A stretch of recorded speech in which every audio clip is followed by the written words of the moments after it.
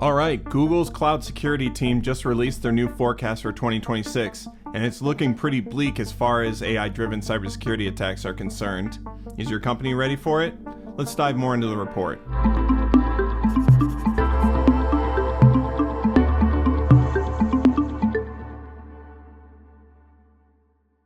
Welcome back to the Cyber Canvas. I'm your host, Nick Morpus, and today I want to talk about the Google Cloud Security team's new forecast report for 2026.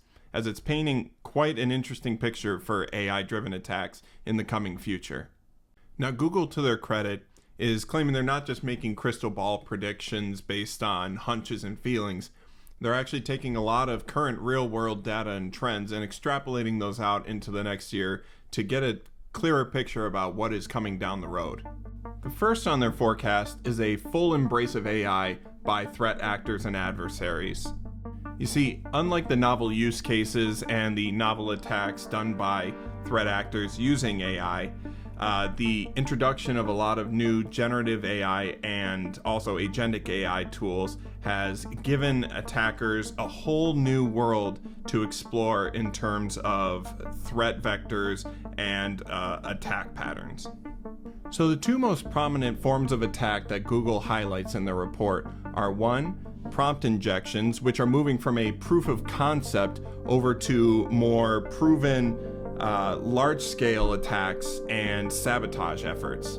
And the second most prominent threat comes from AI-driven social engineering, most notably voice phishing, where attackers will mimic the voices of CEOs, other executives, managers, anybody they need in order to gain unwarranted access to specific systems, information, employees, what have you. Now, to combat this, they highlight out efforts taken by cybersecurity companies and other enterprises to embed AI agents, agentic AI, into security systems to try and make up the gap on a lot of the security efforts that are being taken to prevent these types of attacks. See, in the report, they talk about the newly reshaped security analyst day-to-day with the adoption of new AI tools.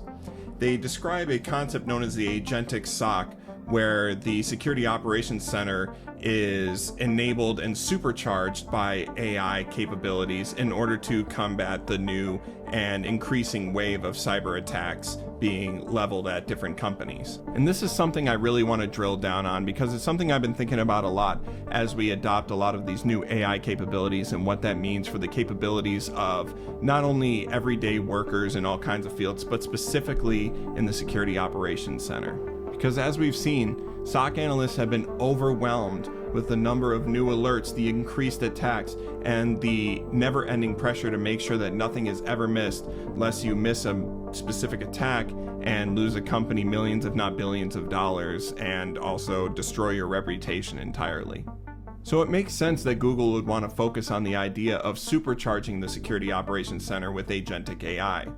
But what I really want to focus on are some of the potential challenges that this could create and what it is that we can do to mitigate a lot of these challenges.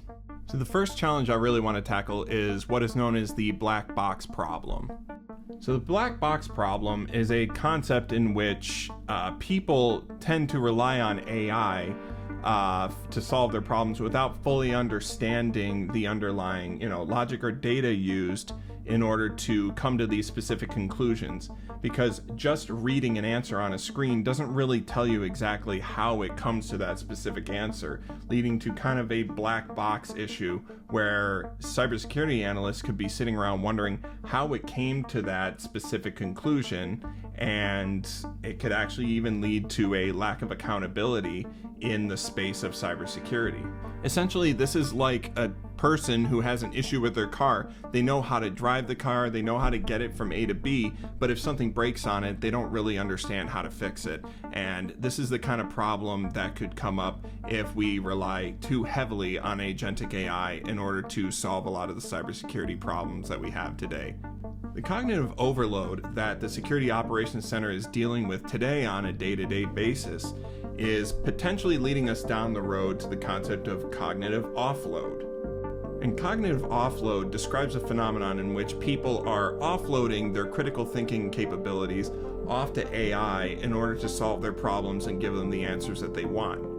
Now, while this may sound like it's creating new efficiencies, and in some ways it is also hindering our ability to critically think through problems if AI is not there to help solve them, or AI is giving us the incorrect answers and we don't even know it.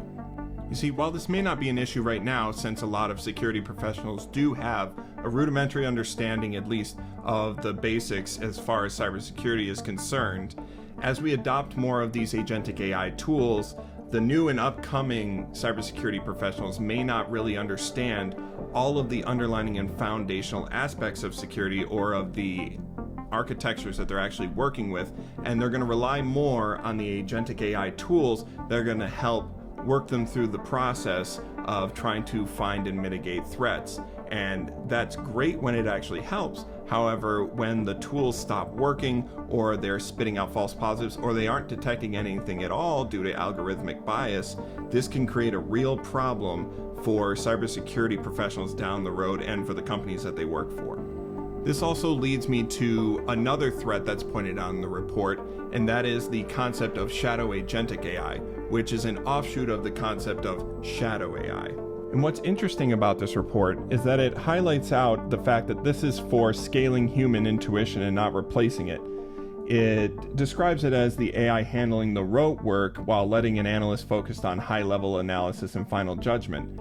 However, if that high-level analysis is still very surface level without actually understanding the little minute details that go into creating those analysis, it can create the potential for attacks slipping through the cracks that agentic AI is not equipped to handle or may not be trained to handle.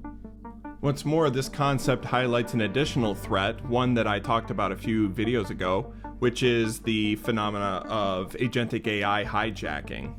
In this scenario, agentic AI models would be hijacked and used by threat actors in order to slip by specific security controls or create new false positive alerts or do whatever they could to try and fake out SOC analysts by using their own tools against them and slipping by these security controls in order to enact sabotage or large-scale data exfiltration efforts. And if SOC analysts don't have the tools or know-how because they've offloaded a lot of these cognitive abilities over to AI, then they won't be able to detect when these specific tools are being hijacked and used against them in real time. Now, one potential mitigation strategy that a lot of companies are exploring is the concept of agentic identity management. Now, this agentic identity management system would be a smaller piece of the zero trust security infrastructure that we've talked about so often. Now, this zero trust ecosystem that agentic AI is going to live in is going to require three specific things in order to ensure the security of these agentic AI tools. The first requirement is, of course, continuous auditing of these agentic AI permissions, actions, and capabilities. Without these audits and baselines, you can't really know if these agentic AI tools are actually operating as intended or if they're actually being hijacked and used by different threat actors for their own purposes. The second is granular agent AI behavior classification. With these specific classifications, you will be able to easily detect and put into buckets specific behaviors that allow for more clear audits and more beneficial insights into how agentic AI tools are actually functioning in your ecosystem. And the final requirement is ensuring the continuous training of human overseers, especially in high-risk operations. And this goes hand in hand with my issue with cognitive decline or cognitive offloading in the cybersecurity space. Because if we just trust these agentic AI tools to do the things that they say they're supposed to do without an in-depth understanding of how it is they're supposed to work, attackers will be able to easily hijack them and use them to their own advantage right underneath our noses without us knowing. And all of this runs parallel to the suggestions given by Google in their report, as they talk about the need to prioritizing proactive and multi-layered defense strategies, investing in AI governance, and continuously adapting security postures for safeguarding against emerging threats. So there you have it. Looks like AI attacks are on the rise and will continue to do so throughout 2026. Prompt injections are something we really need to be looking out for, as are AI-enabled social engineering attacks. And if we want to try and prevent these attacks, we're going to have to look at different ways at implementing agentic AI tools into our security operations centers. Meanwhile, keeping in mind that the more of these things that we offload to AI, there's always the potential for cognitive ability or just a decline in abilities for the security operations center in general. And in order to mitigate that, we're going to have to ensure that everyone that we bring into the Security Operations Center is not only knowledgeable in these things, but also trained on site on these specific tools. Because as we've noticed, companies may be looking at more experienced candidates to hire for new roles while ignoring the entry-level roles. If we ignore those entry-level roles and not teach them about the things that they actually really need to know as far as agentic AI is concerned, or even basic SOC applications, we're going to lead ourselves down a path of cognitive offloading over to AI completely, and we don't want that, especially if these tools are being used against us. All right, so with that in mind, thank you for tuning into this episode of the Cyber Canvas. I'm your host, Nick Morpus.